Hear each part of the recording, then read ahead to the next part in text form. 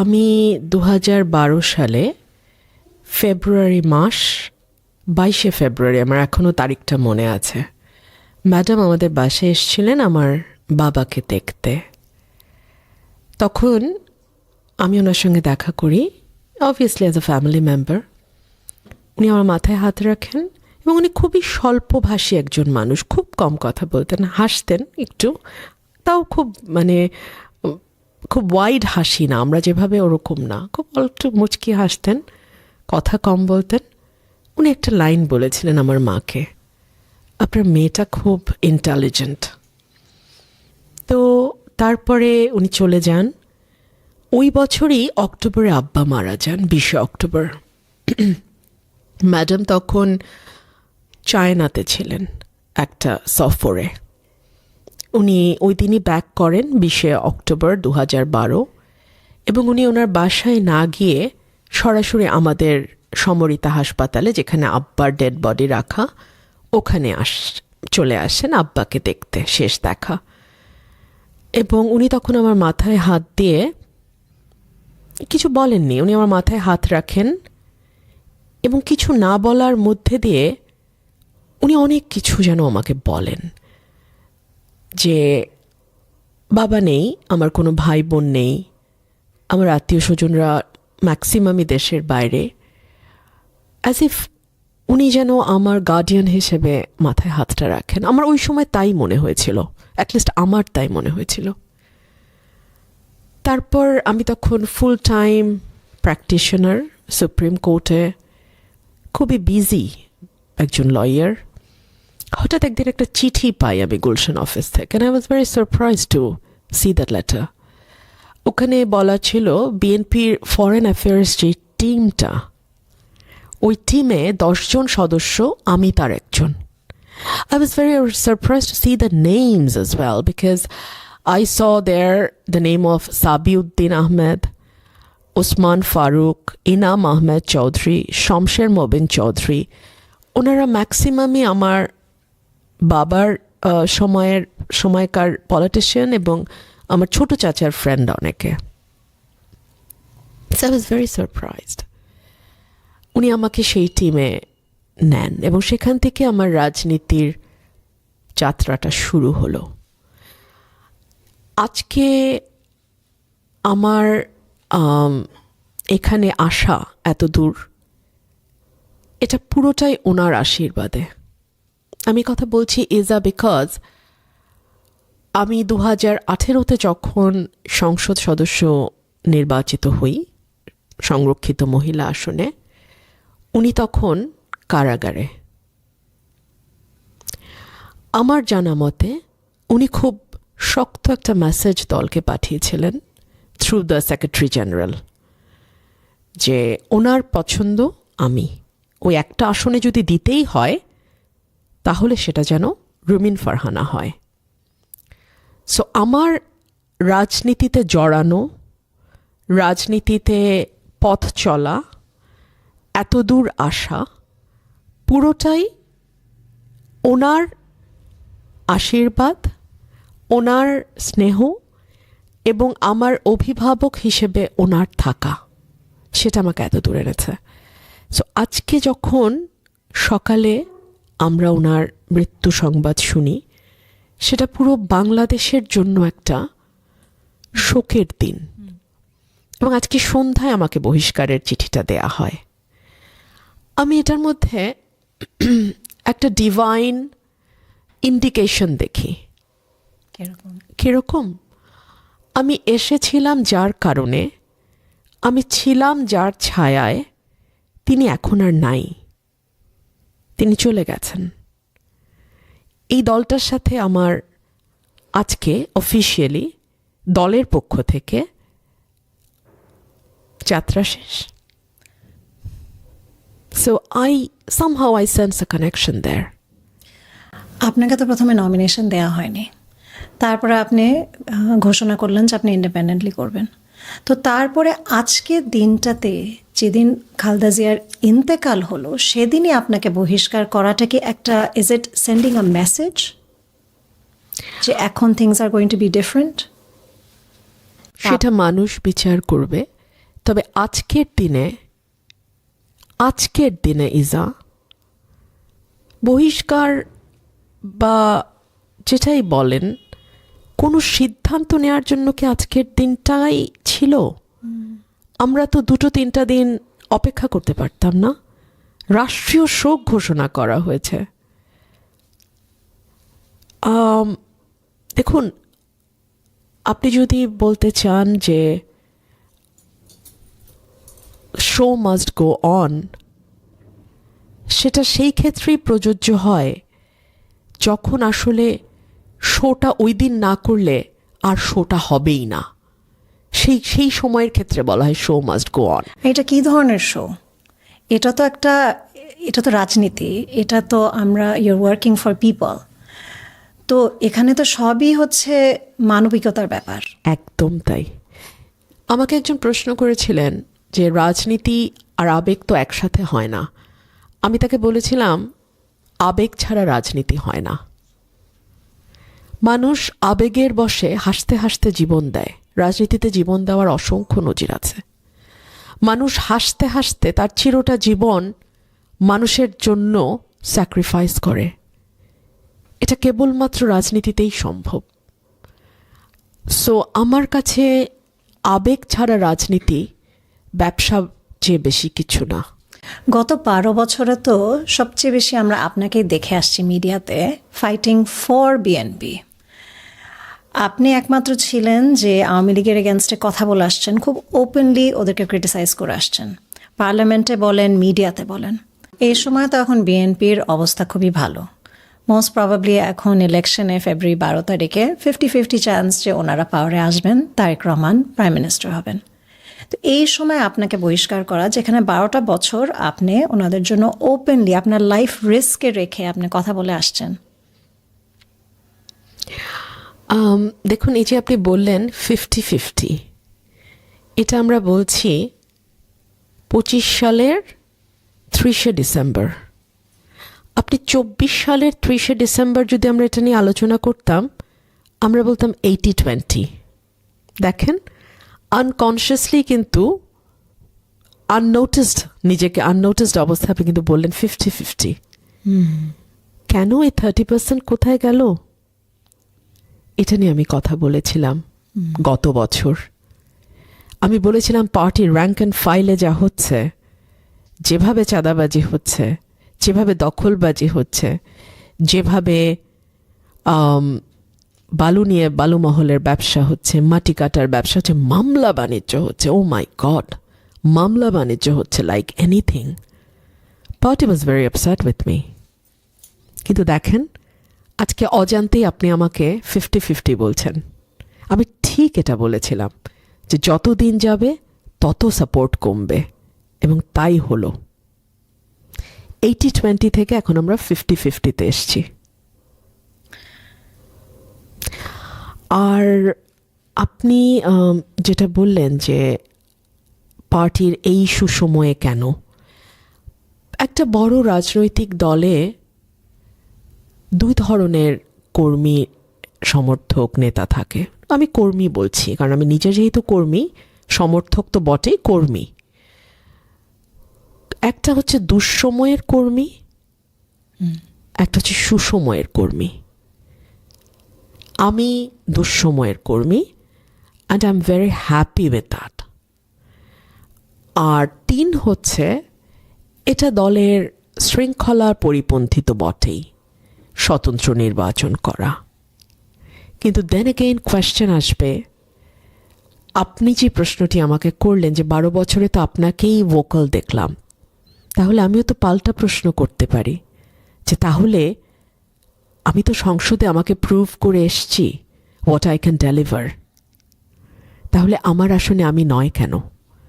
আমি কাজ করছি আজকে থেকে তো না, গত 10 বছর থেকে আমার কনস্টিটুয়েন্সিতে। আমার কনস্টিটুয়েন্সির এক্স মেম্বার অফ পার্লামেন্ট যিনি ছিলেন বিএনপি থেকে, উনি যখন আওয়ামী লীগে জয়েন করলেন, তখন তো আমাকে হাইকমান্ড থেকে এনশিওর করা হয়েছিল যে আসনটা আমাকে দেওয়া হবে, এবং সেজন্য আমি দিনরাত পরিশ্রম করেছি। দল তার ওয়াদা ভঙ্গ করতে পারে, কিন্তু আমারও তো একটা কমিটমেন্ট আছে আমার নেতাকর্মীদের প্রতি। আমি তো আমার ওয়াদা ভঙ্গ করতে পারি না। সো আমাকে ইন্ডিপেন্ডেন্ট সিদ্ধান্ত নিতে হলো যে আমাকে ইন্ডিপেন্ডেন্ট ইলেকশন করতে হবে। আপনাকে যখন নমিনেশন দেওয়া হয়নি আপনার সঙ্গে কি কোনো ডিসকাশন হয়েছে যে এটার রিজনটা কি ছিল? Not at all. Not at all. I wasn't even informed. My ashun was hanging ashun. And I haven't had any clue why. আমার কোনো ধারণা ছিল না। আপনার tenure with BNP as oppose to যাকে দেয়া হয়েছে উইথ অল ডিউ রেসপেক্ট, ডিফারেন্সটা কি এখানে? ওনাকে কেন দেয়া হয়েছে আপনার জায়গায়? উনি জামায়াতে উলামায়ে ইসলাম বলে একটা হেফাজতের একটা পার্টি আছে, ওই পার্টির সঙ্গে দল জোট করেছে। তো সেই জোটের একজন প্রার্থী হিসেবে ওনাকে আমার আসনে দেয়া হয়েছে। এবং ভেরি ইন্টারেস্টিংলি ওনার বাড়ি কিন্তু আমার আসনে না, ওনার বাড়ি ব্রাহ্মণবাড়িয়া 1-3-এ, আর আমার হচ্ছে ব্রাহ্মণবাড়িয়া 2। যেহেতু ব্রাহ্মণবাড়িয়া 3-এর ওনাকে দেয়া হবে না, সো আমাকে সরিয়ে দেয়া যায়। আমরা তো মেয়েদেরকে বলি যে তোমার জন্য তো রিজার্ভ সিট আছে, মানে এরকম একটা ভাব, যদিও আমাকে এটা বলা হয়নি, বাট এরকম একটা ভাব তো পলিটিক্যাল পার্টিগুলোর মধ্যে আছে যে okay I will provide you in the reserve seat ইয়েতে, but no I will not.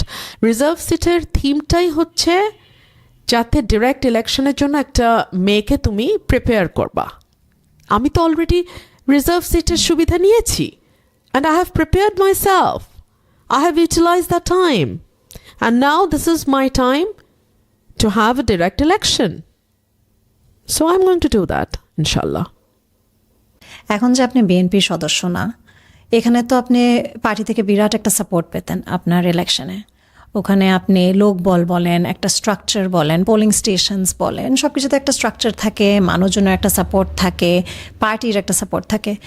এখন আপনার what is your confidence like? How confident are you যে আপনি এই সাপোর্টটা ছাড়া আপনার ইলেকশনটা কিরকম লাগছে করতে? I'm very confident, alhamdulillah. আমি আপনাকে আমাদের আলোচনার শুরুতে বলছিলাম নাইজা যে আজকের দিনটা একটা খুব অন্যরকম দিন। যে মানুষটা আমাকে রাজনীতিতে এনেছিলেন ভালোবেসে, আমার গার্ডিয়ানের মতো যিনি ছিলেন, উনি আজকে চলে গেছেন। আজকে পার্টি থেকেও আমার শেষ দিন, আমিও পার্টি থেকে চলে গেলাম। Very significant, very very significant. আমার এই স্বতন্ত্র নির্বাচনের মধ্যেও there is a mystery, let me tell you that. আমার বাবা 1973 সালে, আমার বাবা কিন্তু ফাউন্ডার মেম্বার্সদের একজন আওয়ামী লীগের। 73 সালে যখন আওয়ামী লীগের জোয়ার, সব সেট আওয়ামী লীগ পেয়ে যাচ্ছে, উনি স্বতন্ত্র নির্বাচন করেছিলেন আওয়ামী লীগের বিরুদ্ধে, অ্যান্ড হি ওন, উনি জিতেছিলেন। তাকে বেসরকারিভাবে বিজয়ী ঘোষণা করা হয়েছিল, বাট পরের দিন আওয়ামী লীগ ম্যানিপুলেট করে সিটটা, এবং তাহিরউদ্দিন ঠাকুরকে জয়ী ঘোষণা করা হয় আমাদের আসন থেকে। আমি এখানে আরেকটু যোগ করি, বঙ্গবন্ধু হত্যার সঙ্গে যাদের নাম এসছে, তাহিরউদ্দিন ঠাকুর তাদের অন্যতম। আমি আমার নমিনেশন পেপার যেদিন সাবমিট করি, সেদিন আমি মিডিয়াতেও এই কথা বলেছিলাম যে নৌকার জোয়ারের সময় আমার বাবা স্বতন্ত্র জিতেছেন। উপরওয়ালার কি ইচ্ছা, যেই দলের জন্য আমি 17 বছর লড়াই করলাম, সেই দলটার যখন জেতার খুব ভালো চান্স, খুব ভালো পসিবিলিটি, তখন আমাকে স্বতন্ত্র করতে হচ্ছে একই আসন থেকে। History repeating. ইয়াস, আমি এখানে, আমার এটা খুব রহস্যময় ইঙ্গিত মনে হয়, আমার আজকের বহিষ্কার এবং এই আসন থেকে আমার একক লড়াই ঠিক আমার বাবার মতো। এটা আমার কাছে ভীষণ রহস্যময়। আমি জানি যা আপনি মেডিটেশন করেন, আপনি you believe in power, you believe in energy. I'm also a strong believer. So আমি মনে করি জগতে কোনো কিছু কাকতালীয় নয়, কিচ্ছু কাকতালীয় নয়। যেটা যখন যেভাবে হওয়ার ঠিক সেটা তখন সেভাবেই হয়। সো 73-এ আমার বাবা যা করেছিলেন 26-এ আমি ঠিক তাই করতে যাচ্ছি। আপনাকে সবসময় ট্যাগ করা হয় অ্যাজ শেখ রুমিন। মাঝে মাঝে আপনি যখন নিউট্রাল কথা বলেন, বা আগে তো আপনি একটা সময় আওয়ামী লীগের খুব ক্রিটিক্যাল ছিলেন of Awami League and the ruling party. এখন আবার যখন 1.5 বছর ধরে অনেক আমরা চেঞ্জেস দেখছি, তখনও যখন আপনি কথা বলেন একটু বললে আপনাকে শেখ রুমিন বলা হয়। আপনার বাবা অলি আহাদ রাজনীতি করেছেন সে বঙ্গবন্ধুর সময় ল্যাঙ্গুয়েজ মুভমেন্টে, তখন তো আর কোনো পার্টি ছিল না। তো তারপরে ওনার একটা ফল আউট হয়েছিল বঙ্গবন্ধুর সাথে, যার জন্য উনি স্বতন্ত্র করেছেন। তো এই যে তারপরে এতটা বছর পরেও আপনাকে এখনও ট্যাগ করা হয় অ্যাজ আওয়ামী লীগ, আপনার কি মনে হয় এটার ব্যাপারে, কীরকম লাগে? এটা খুব ইন্টারেস্টিং। এটা ইন্টারেস্টিং এই কারণেই যে আওয়ামী লীগ যখন শোষকের চেয়ারে ছিল, শাসকের চেয়ারে ছিল, তখন I fought tooth and nail against them. But এখন চেয়ার পাল্টে গেছে। এখন শাসক এবং শোষকের চেয়ারে আরেকটা গ্রুপ অফ পিপল গেছে।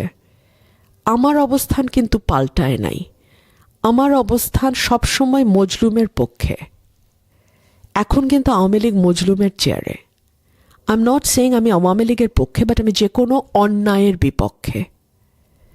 There is a thin line between these two. I am not in favor of anyone, but I am against any oppression. Any oppression. No matter what. আমার খুব কাছের কেউ যদি কাউকে অত্যাচার করে, অপ্রেস করে, অন্যায় করে, আমি ডেফিনেটলি তার বিরুদ্ধে দাঁড়াবো। That is how I am. So এখন যাদের অন্যায়, যারা দেশটাকে অস্থিতিশীল করতে চায়, যারা দেশটাকে ভুল দিকে নিতে চায়, যারা দেশটাকে কিছু মানুষের জন্য অবাসযোগ্য করে তুলতে চায়, যারা বিভেদের রাজনীতি উস্কে দিতে চায়, যারা উগ্রপন্থাকে রাজনৈতিক হাতিয়ার হিসেবে ব্যবহার করতে চায়, এবং সর্বোপরি যারা এই ছোট্ট কিন্তু জনবহুল দেশটাতে মানুষে মানুষে ভয়ানক বিভেদ এবং ঘৃণার চাষ করে একটা গৃহযুদ্ধের দিকে বাংলাদেশকে নিতে চায়, তাদের বিপক্ষে আমি দাঁড়াবই।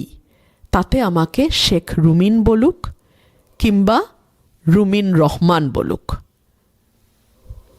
আমাকে বিএনপির নাম ধরে ডাকুক আর আওয়ামী লীগের নাম ধরে ডাকুক, আমার কিচ্ছু যায় আসে না। আমি এখনো মনে প্রাণে বিশ্বাস করি noisy people are very limited. আমরা ওদের নয়েজটা খুব শুনি। ওরা ফেসবুকে অনেক সরব, ওদের এক একজনের 500টা করে ফেক অ্যাকাউন্ট, ওরা বট বাহিনী চালায়। সো আমরা মনে করি ওরাই বোধহয় বাংলাদেশ। না, ওরা কিন্তু সংখ্যালঘিষ্ঠ, দে আর দ্য মাইনরিটি। মেজরিটি কিন্তু চুপ থাকে। হ্যাঁ, এই চুপ থাকার মাসুল দিতে হয় পুরো দেশকে। তারা চুপ থাকে এবং তাতে পুরো দেশটা আরও ডিজাস্টারের দিকে যায়। কিন্তু ভিতরে ভিতরে কিন্তু তারা জানে যে what Rumin is saying is right, what she is doing is right. আমি হাসিনার আমলও দেখতাম আমার কানের কাছে এসে দেশের মানুষ ফিস করে বলে, আপা চালায় যান, যা বলতেছেন ঠিক বলতেছেন। মানে মনে হয় যেন চালানোর দায়িত্বটা খালি আমিই নিয়েছি, ওনারা শুধু চুপই করে থাকবেন। এখনও যারা মানে অ্যাটলিস্ট সেন্সেবল মানুষ, গুড সেন্স প্রিভেইল করে, মেজরিটি, তারাও বলে আপা আপনি আছেন একটু বলেন, অ্যাজ ইফ বলার দায়িত্বটা আমার। If that is so, that is so, আমাকে করতে হয়। Being the voice of those who cannot speak up. আমরা এখান থেকে একটু কারেন্ট সিচুয়েশনের কথা একটু বলি। মব অ্যাটাক্স গত 1.5 বছর ধরে সব ধরনের জায়গায় আমাদের মব অ্যাটাক্স হচ্ছে। এখানে আপনার মাজার ভাঙ্গা বলেন, বাউলদের অ্যাটাক করা বলেন, তারপরে একজনের বাড়িতে চলে যাওয়া কোনো একটা মিস ইনফরমেশন নিয়ে, কথায় কথা আমরা মব নিয়ে চলে যাই।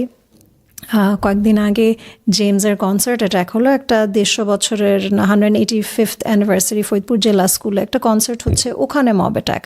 মাঝে মাঝে আমরা বলি তৌহিদি জনতা, মাঝে মাঝে তৌহিদি না, জাস্ট এমনি মব হচ্ছে। এটা আমরা কন্ট্রোল করতে পারছি না কেন? আর আপনি যদি এখানে যদি you were the decision maker, আপনি কিভাবে হ্যান্ডেল করতেন এটা? আমি আগে আপনার প্রথম উত্তরটা দিই, আমরা পারছি না কেন। পারছি না কারণ এটা সরকার চাইছে না। সরকার চাইছে এটা জারি থাকুক। সরকারের খুবই গুরুত্বপূর্ণ ব্যক্তিদের আমরা বলতে শুনেছি এটা প্রেশার গ্রুপ, বলতে শুনেছি এটা ক্ষোভের বহিঃপ্রকাশ, বলতে শুনেছি যে ওরা দীর্ঘদিন যেহেতু বলার সুযোগ পায়নি, তাদের ভেতরে যে রাগ, যেই দুঃখ, যেই কষ্ট, এটা তার বহিঃপ্রকাশ। গত 1.5 বছর ধরে আপনি এই রাগ ক্ষোভের বহিঃপ্রকাশ ঘটতে মানে ক্রমাগত ঘটতেই দিলেন। আর যেগুলো রংফুলি হচ্ছে, গভর্নমেন্ট তো স্বীকার করে না কোনোটা রংফুলি হচ্ছে। তারা তো এটাকে they are giving a blind eye, মানে তারা দেখছে না অ্যাজ ইফ। রাজবাড়িতে একটা মাজার শরীফে একটা মৃত একটা ব্যক্তিকে উঠিয়ে এনে তাকে আবার পোড়ানো, এটা কি রাইটফুল? যতই তার ভুল হোক না কেন, যতই আমরা ভুল দেখি না কেন। Then let me give you some updates. তারা কিন্তু মামলা প্রত্যাহার করেছে ওই ব্যক্তির পরিবার, because of fear. You can clearly imagine, because of fear, out of fear তারা মামলা প্রত্যাহার করেছে। এবং দেখুন, একটা প্যাটার্ন আছে এই আক্রমণগুলোর। কারা আক্রান্ত হচ্ছে? নারীরা আক্রান্ত হচ্ছে। নারীদের পোশাকের অজুহাত দিয়ে নারীদের উপর আক্রমণ হচ্ছে। নারী ফুটবলারদের খেলা বন্ধ হচ্ছে। থিয়েটার, নাটক, যেটা আমরা বেলি রোডে দেখতাম, শিল্পকলা একাডেমিতে প্রত্যেক দিন সন্ধ্যায় হতো, প্রত্যেক দিন, আমি তো খুবই রেগুলার দর্শক ছিলাম, সেটা বন্ধ হচ্ছে। আপনি দেখুন, ছায়ানটে আক্রমণ হয়েছে, উদীচিতে আক্রমণ হয়েছে। বাংলাদেশে বিভিন্ন জায়গায় যে ভাস্কর্যগুলো, মুক্তিযুদ্ধের ভাস্কর্য, সেগুলো আক্রান্ত হচ্ছে। মুক্তিযুদ্ধের জাদুঘর আক্রান্ত হয়েছে। আক্রমণের একটা প্যাটার্ন কিন্তু আছে। এই প্যাটার্নটা কি? যারা মুক্ত বুদ্ধি, মুক্ত চিন্তার চর্চা করে, তাদের উপর আক্রমণ হচ্ছে, নারীদের উপর আক্রমণ হচ্ছে। বাংলাদেশের সবচেয়ে সহনশীল যে ধারা, সেটা কিন্তু মাজারপন্থী যারা, তারা। আমি বলছি এ কারণে যে আমি বহু মাজারে আমি অনেক হিন্দু সম্প্রদায়ের মানুষ দেখেছি। ওনারা যান, মানত করেন, ওনারা ওনাদের মতো রিচুয়ালস করেন। মাজারে তো বাংলাদেশকে বলাই হয় যে অলিয়া উলিয়ার দেশ, তাই না? সিলেটের বাবা শাহজালাল শাহপরাণ, বাবা বাইজিদ বোস্তামির মাজার, এরকম অসংখ্য অসংখ্য মাজার আছে বাংলাদেশে। সেগুলোর উপর আক্রমণ। এবং দেখুন, এই আক্রমণগুলো বড় সহজে করা যায়। কেন জানেন? কারণ যারা মাজারে যান তারা কিন্তু খুব শান্তিপ্রিয় মানুষ। আপনি কিছুদিন আগেই দেখেছেন একজন বাউল সাধককে যখন ধরে নিয়ে কারাগারে দেয়া হলো, তাদের যারা ইয়েরা আছে, অন্যান্য সঙ্গী সাথী, তাদের উপর মারধর আক্রমণ হলো। ওনার ওয়াইফ কিন্তু এসে মিডিয়াতে বলেছে যে আমরা হিংসার বদলে হিংসা করি না, এটা আমাদের ধারাতেই নাই। সো তারা খুব ইজি অ্যাটাকের জন্য, তারা খুব সহজ একটা লক্ষ্যবস্তু। প্রথম আলো, ডেইলি স্টার পুড়িয়ে দেয়া হলো কেন?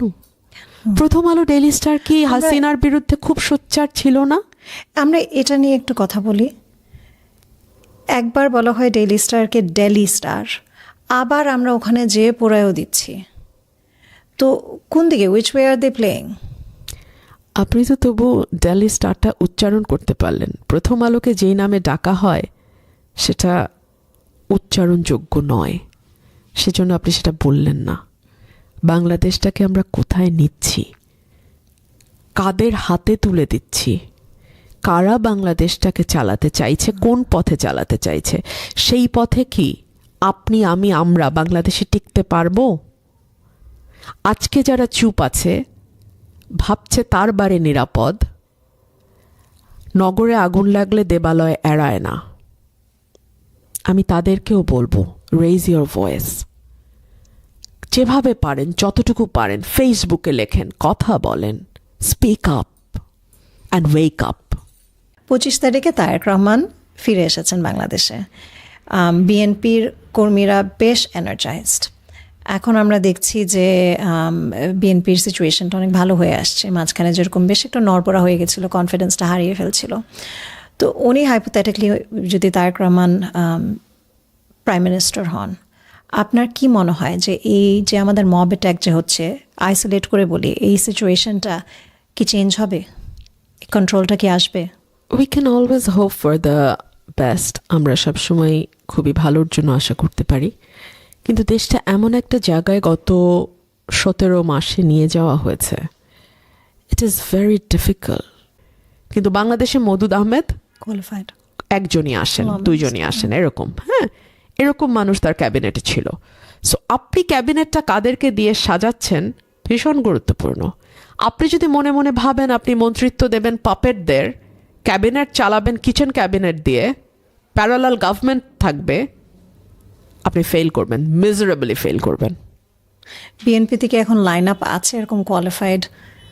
এটা তো আমার কাজ না বের Ministry করা, আমি জানি না। বিএনপির দায়িত্বে যারা আছে তারা জানবে, আমি তো জানি না। এরকম মব অ্যাটাকস বা চাঁদাবাজি, বিএনপির উপরে অনেক এখন ক্লেমস আছে যে ওনাদের অনেক কর্মীরা প্রচুর চাঁদাবাজি করে আসছে। এটার জন্য কি অ্যাকশন নেওয়া হচ্ছে? বহিষ্কার করা হচ্ছে। 7,000-এর কাছাকাছি বহিষ্কার হয়ে গেছে। কিন্তু আপনি যখন লোয়ার টায়ারে বহিষ্কারটা আবদ্ধ রাখবেন, আপনি যখন আপনার প্রিয় মানুষদেরকে নোয়িং ফুললি ওয়েল তারা কি কি করছে ওই নামগুলো সেভ করে রাখবেন, বহিষ্কার করবেন না, কিংবা ধরুন 2 দিন পরেই আবার বহিষ্কার আদেশ তুলে নিয়ে তাদেরকে রিইনস্টেট করবেন, তখন আসলে বহিষ্কার কাজ করবে না। এই পার্টিতেও সেটা করে নাই। 17 মাস হয়ে গেছে। Yes. এটা তো 17 মাস ধরে দেখছি আমরা। তারেক রহমান আশা থেকে এটা চেঞ্জ হবে? We can always hope. We can always hope for the best. But the thing is, আমরা আসলে আর কতটুকু সময় এফোর্ড করতে পারবো এই অবস্থায়? Things are getting worse and worse every day. So আমরা আসলে আর কতটুকু এফোর্ড করতে পারবো, এটাও একটা প্রশ্ন। আমি যেভাবে দেখি যে Jamaat, all respect, and I think every party deserves to be in play. ওদের একটা ডিমান্ড আছে, ওদের ভোট আছে, বাংলাদেশ চাচ্ছে। এখন আমার জন্য ওনারা তো কোনোদিনও বাংলাদেশ অ্যাকনলেজ করেনি। তো আমি একটা ফ্রিডম ফাইটারের মেয়ে, তো আমার জন্য that makes a very big difference. তো তারপরে ধরেন এখন মনে হয় যে মাঝে মাঝে ওনারা যে ভাষায় কথা বলেন, আমি তো ওনাদের ভাষা বুঝি না, আমি এটাকে অ্যানালাইজও করতে যাব না। ওনারাও হয়তো বা আমার ভাষাও বুঝবে না। এখন দুজন যদি 2 রকম ভাষা বলি, এখানে তো কখনো মিল হবে না। তো আমার ভোট দিতে হলে আমার একটা পার্টি আছে। সো আমার মতো এরকম অনেকে আছে যে আমরা খুব ধরে বসে আছি যে Tarique Rahman will be a very big change. আর না হলে আপনাদের মতো কিছু যে ইন্ডিপেন্ডেন্ট ক্যান্ডিডেটসদের উপরে আমাদের প্রচুর ভরসা। And we're looking at all of you with a lot of hope. Thank you so much. That being said, again, I'm a true believer of a democratic country, যেখানে আমার মনে হয় না যে আমাদের কোনো পার্টিকে কখনো ব্যান করা উচিত। জামাতকেও ব্যান করাটা ওয়াজ রং। আই অলসো থিঙ্ক আওয়ামী লীগকে ব্যান করাটা এখনও, এটা বললেও হয়তো বা এখন আমাকে ফ্যাসিস্ট বলা হবে, কিন্তু I think everyone should be at play. People should be able to select. While I don't, again, I'm going to keep reiterating, while I don't understand the language of Jamaat, I think they should still be at play. I do agree with you, totally. And যখন আওয়ামী লীগকে ban করা হলো, তখনও কিন্তু আমি বলেছিলাম যে কাগজে কলমে ব্যান করা কোনো রাজনৈতিক দলকে আসলে আপনি মাঠ থেকে মুছে ফেলতে পারবেন না, রাজনীতি থেকে মুছে ফেলা যায় না। ফেলা গেলে জামাতকে 2024-এ শেখ হাসিনা ব্যান করেছিল, কিন্তু দেখেন জামাত কিন্তু এখন ভেরি ক্লোজ টু পাওয়ার। সুতরাং আপনি আসলে কাগজে কলমে কাকে রাখলেন আর কাকে বাদ দিলেন কিছু যায় আসে না। আপনি কি জানেন বাংলাদেশে কিন্তু মুসলিম লীগ বলে একটা পার্টি এখনো টিকে আছে? তাই ইয়েস ওয়াও ইয়েস এখনো এবং ওনার কারা ওখানে করেন? ওটার যিনি সভাপতি ওনাকে আমি খুব ভালো চিনি, উনি একজন senior advocate, very learned person. কি করেন মোহসেন উনি? রশিদ, উনি প্র্যাকটিস করেন, he is a full time practitioner in court. ওনাদের কোনো সিট আছে পার্লামেন্টে? Did I না miss এই that out? মুহূর্তে Okay. নাই, না। কিন্তু আমি এটা বলছি এ কারণেই যে ধরুন কাগজে কলমে নিষিদ্ধ না হলে আমরা কিন্তু কেউ জানি না মুসলিম লীগের কথা, Wow. সেজন্য আমি এটা বলছি। Yes, it's very surprising. So আপনি কাগজে কাকে নিষেধ করলেন তাতে কিছু যায় আসে না। যে কোনো দলের, বড় দলগুলো বাংলাদেশে BNP, Awami League, minimum 30% reserve vote, reserve vote 30%, floating ধরলে এটা sometimes it goes up to 42%। তো what will you do with that 30% people? আপনি কি তাকে, will you throw them in বঙ্গোপসাগর? Will that work? এভাবে হয় না তো। সেজন্য আমি প্রথম থেকে বলেছিলাম ট্রুথ অ্যান্ড রিকনসিলিয়েশনের বাইরে বাংলাদেশে আর কোনো পথ নাই। ছোট একটা দেশ, ঘনবসতি, প্রত্যেকের আত্মীয়, প্রত্যেকের পরিচিত, মোরাললেস, সোসাইটি ওয়াইজ মোরাললেস। আপনি এখানে ঘৃণা এবং বিভেদের চাষ যত করবেন, যত বাড়াবেন, দেশটাকে আপনি তত ভালনারেবল করবেন। ছোট দেশ, ঘনবসতি, ইকোনমিক্যালি নট ডুইং গুড, এই সকল কিছু যদি ফ্যাক্টরসগুলো আপনি এক করেন, আপনি দেখবেন যে আমাদের ঐক্য এবং সংহতির বাইরে আর কোনো উপায় নাই। আমাদের ভৌগোলিক অবস্থানটা এমন যে এই দেশটার দিকে আমেরিকার যেমন নজর আছে, চায়নার নজর আছে, ভারতের নজর আছে, এখন তো পাকিস্তানও নজর দিচ্ছে, তাই না? মিয়ানমারের সাথে আমরা বর্ডার শেয়ার করি, একটা অস্থিতিশীল দেশ। ভারতের ব্যাপারে আমাদের ভীষণ রকম এক ক্ষোভের ব্যাপার আছে বাংলাদেশের মানুষের। 3 দিক ভারত দ্বারা আমরা সারাউন্ডেড। সো আপনি আসলে এই দেশটায় নিজেদের মধ্যে যদি সংহতি এবং ঐক্য না থাকে, আপনার পক্ষে আগানো খুব মুশকিল। বাংলাদেশে প্রতি বছর 2.2 million people are joining the workforce, কিন্তু আমাদের কোনো স্কিলড ওয়ার্কারের ডেভেলপমেন্ট হচ্ছে না। আমরা 2024-এ যে মুভমেন্টটা দেখলাম, আপরাইজ বলেন, এটা কিন্তু হয়েছে আমাদের ল্যাক অফ এমপ্লয়মেন্ট স্কিলসের জন্যে, জব কোটাটা নিয়ে। তো জব কোটা যতই আপনি ডেভেলপমেন্ট হোক না কেন দেশে, যত কিছুই নিয়ে আমরা রাজনীতি নিয়ে কথা বলি না কেন, আমাদের যদি চাকরি ভালো না হয়, পেটে ভাত যদি না থাকে, তাহলে তো কোনো কিছুই ভালো হবে না। How can we make our unskilled workers more skilled workers, আর how can we grow this whole bucket? কয়েক বছর আগে প্রথম আলোতে একটা নিউজ এসেছিল যে একজন টাইলস মিস্ত্রি পার মান্থ অলমোস্ট 90,000 থেকে 1 লাখ টাকা ইনকাম করে। তো একজন একটা কলাম লিখেছিল যে তাহলে আমরা কেন একজন গ্র্যাজুয়েট হয়ে ওই চাকরির পিছনে না দৌড়ে টাইলস মিস্ত্রি কেন হচ্ছে না? বিকজ আমাদের একটা ট্যাবু আছে আমাদের সমাজে, আমাদের সোসাইটিতে, যে আমার ছেলেকে MA পাস করতে হবে, MA পাস না করলে আমরা হলো না, এটা হতে হবে। এটা সমাজের চাপ, আমাদের পারিপার্শ্বিক চাপ। এই চাপটার কারণে যেটা হয়, প্রতি বছর অসংখ্য BA পাস, MA পাস মানুষ বের হয়, কিন্তু তাদের জন্য আমরা চাকরি তৈরি করতে পারি না, বিকজ তারা স্কিলড না। অন দি আদার হ্যান্ড, আপনি যদি দেখেন যারা কোনো না কোনো কাজে দক্ষ, অর্থাৎ কেউ হয়তো টাইলসের কাজ করছে, কেউ হয়তো কাঠের কাজ জানে ভালো, কেউ হয়তো অন্য কোনো ট্রেনিং নিয়েছে, কম্পিউটারে ট্রেনিং নিয়েছে, হয়তো সে গ্র্যাজুয়েট না, তাতে কিছু যায় আসে না, সে ঘরে বসেই লক্ষর উপর টাকা ইনকাম করতে পারছে। সো এই যে আমাদের চিন্তার প্রসারতা, এটা কিন্তু বাড়াতে হবে। আমরা যখন দেশের বাইরে যাই, তখন একজন প্লাম্বার ডাকতে গেলে আমাদের হার্টবিট বেড়ে যায়। You know it very well না, যে আল্লাহ কি জানি বিলটা আসে, $100 কম হবে, $100 কম তো হবে না। সবচেয়ে মজা একবার আমার এক আত্মীয়র বাসায় বেড়াতে গিয়েছিলাম আমেরিকায়।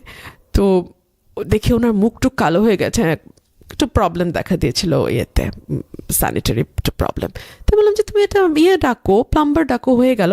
বলে ডাকবো তো ঠিকও হবে, কিন্তু তারপরে যে আমার হার্ট অ্যাটাক হবে ওইটা আমি কিভাবে সামাল দিব, তার চেয়ে আমি চেষ্টা করি হাউ টু ফিক্স ইট।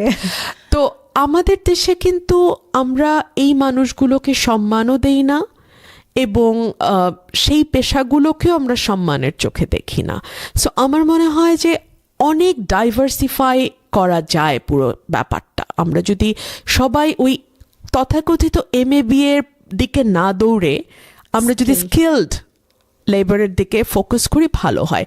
আর 2 হচ্ছে MA-BA পাশ করলে অসুবিধা নাই, কিন্তু মুশকিল হলো যে একটা লাইন শুদ্ধ করে বাংলা বা ইংরেজি লিখতে পারে না, ইংরেজি বিশেষ করে আমাদের দুর্বলতা আছে, বলতে পারে না, কমিউনিকেট করতে পারে না। সে কারণে দেখা যায় যে ম্যানেজারিয়াল পোস্ট এবং তার উপরে যে পদগুলো আছে, ভারত থেকে আমাদেরকে মানুষ হায়ার করতে হয়। এই যে আমরা বলি এত মানুষ এই দেশে কাজ করে বিদেশ থেকে এসে, ভারতে বিশেষ করে ভারতীয়রা কাজ করে, কেন করে? আমাদের মানে যারা গার্মেন্ট চালান তারা বলেন যে ওরা যত দ্রুত কমিউনিকেট করতে পারে, আমার দেশের একটা ছেলে MA পাস ছেলে পারে না তারা ইংরেজিতে কমিউনিকেট করতে, লিখতে পারে না শুদ্ধ করে। সো এই জায়গাগুলো আমার মনে হয় যে আমরা ল্যাঙ্গুয়েজ উপরে আমাদের জোর দিতে হবে, ভাষাগত শিক্ষার উপরে আমাদের জোর দিতে হবে, এবং আমাদের যে একটা ট্যাবু আমাদের মধ্যে কাজ করে যে আল্লাহ ওটা করবো না, ওই কাজ করবো না, ওইটা করবো না, এটা না করে স্কিলড লেবার কী করে হওয়া যায়, স্কিলড ওয়ার্কার কী করে হওয়া যায়, সেইটার দিকে আমাদের ফোকাস করা উচিত। আমাদের ভাষাগত যেই ব্যারিয়ারটা আছে সেটাকে ওভারকাম করতে হবে।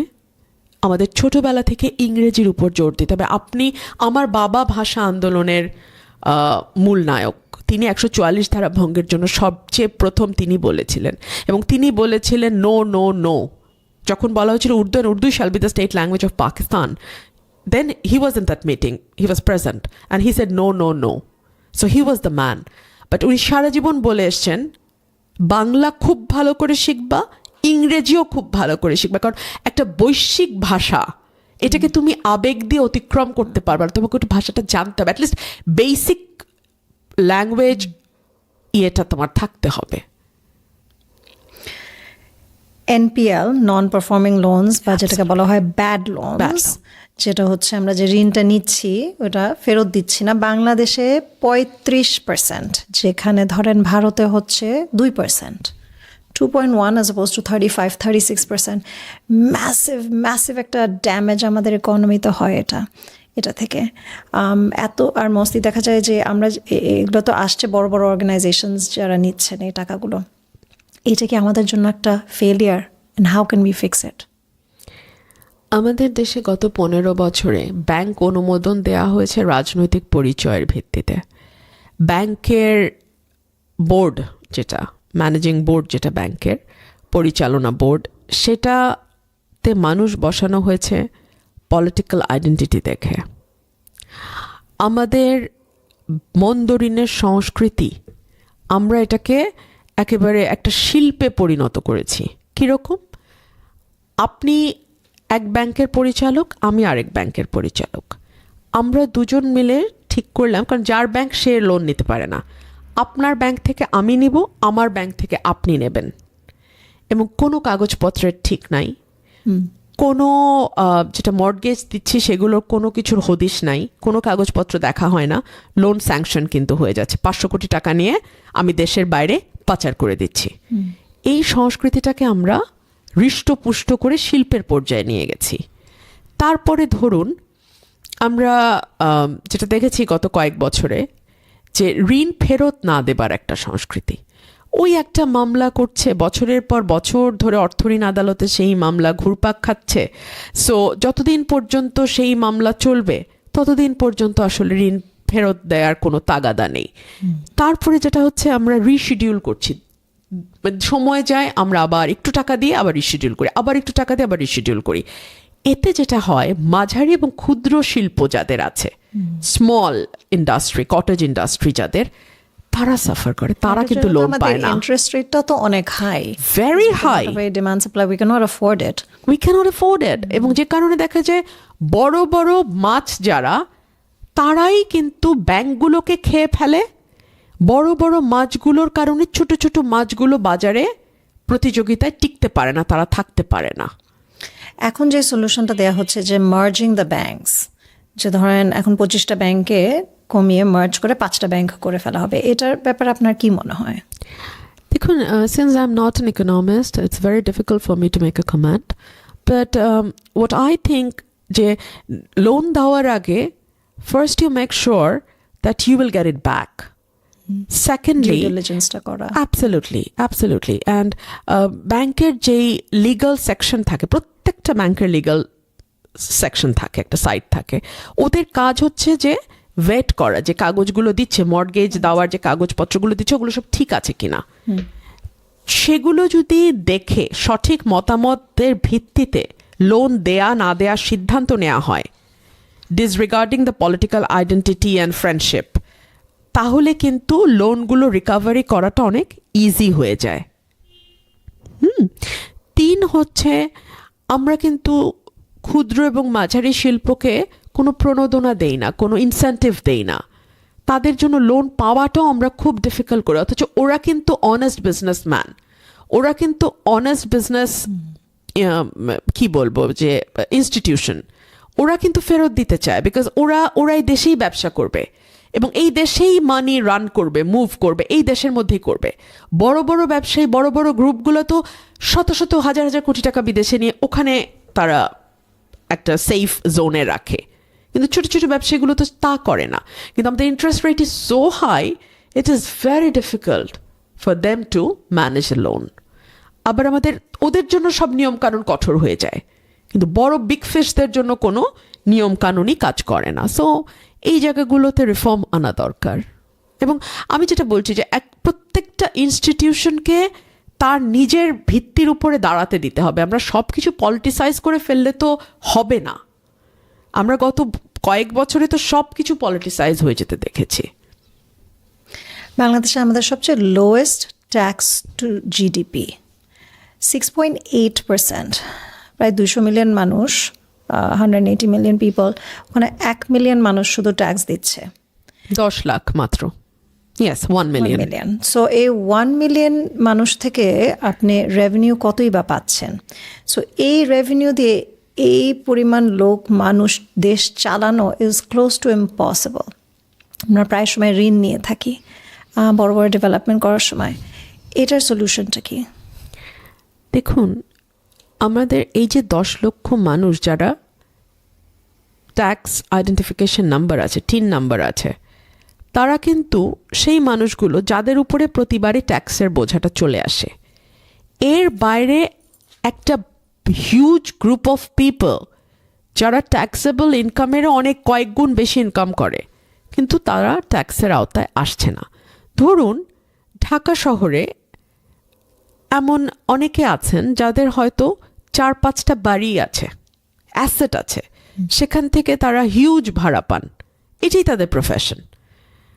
সো তাদের যেহেতু টিন নাম্বারের খুব দরকার হয় না, বিকজ টিন দরকার কখন? যখন আপনি কোনো ব্যবসা খুলছেন, কোনো দোকান দিচ্ছেন, কোনো অফিসে কাজ করছেন, তখন। এই মানুষগুলো কিন্তু ট্যাক্সের আওতার বাইরেই থেকে যাচ্ছে। আমাদের কিন্তু কোনো ওয়েলথ ট্যাক্স নাই। ট্যাক্সের আওতা না বাড়ালে মানুষ এই 10 লক্ষের মধ্যে ঘুরপাক খেলে কিন্তু আপনি কখনো ট্যাক্স জিডিপি রেশিও বাড়াতে পারবেন না। 1, 2 হলো আমাদের যেই মানুষগুলো হিউজ ওয়েলথ আছে যাদের, আমাদের বাংলাদেশে কিন্তু কোনো ওয়েলথ ট্যাক্স নাই। ওয়েলথের উপরে কোনো ট্যাক্স আপনাকে দিতে হয় না।